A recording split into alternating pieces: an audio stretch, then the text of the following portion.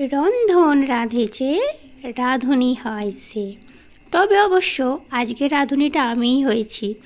যাই হোক, আজকে একটা নতুন রেসিপি বানাচ্ছি। সেটার জন্য লাগবে নুন, কাশ্মীরি লঙ্কা গুঁড়ো, এমনি লাল লঙ্কা গুঁড়ো, আদা কুচি, হিং, তারপর ওটা শুকনো লঙ্কা আর কাঁচা লঙ্কা কুচোনো, আর তার সাথে কাঁচা টমেটোমের পেস্ট। আরও কিছু জিনিস লাগবে, সেগুলো আমি রান্না করতে করতে বলে দেবো। তার আগে আমি এখানে দিই যে রান্নাটা বানাচ্ছি সেটা হচ্ছে চানা মশলা। আমি কড়াইগুলো আগে সেদ্ধ করে রেখে দিয়েছি, সেদ্ধ করে জল ছড়িয়ে রেখে দিয়েছি। তার মধ্যে দিয়ে দিয়েছিলাম সামান্য নুন, হলুদ গুঁড়ো আর তেজপাতা।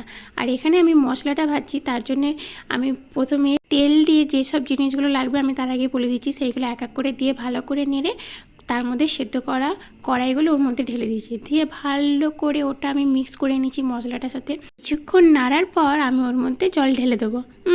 একদম কড়া ভর্তি জল নয়, সামান্য পরিমাণে দেবো। জল দেওয়ার পর ওটা আমি ঢাকনা দিয়ে ঢেকে রাখবো সেদ্ধ হওয়ার জন্যে। কারণ কড়াইটা তো মোটামুটি সেদ্ধ হয়েছে, এখনও পুরোপুরি সেদ্ধ করার জন্য ওটাকে আবার ঢেকে দিয়ে সেদ্ধ করতে হবে। আর জলটা আমি এখানে খুব অল্পই দিয়েছি।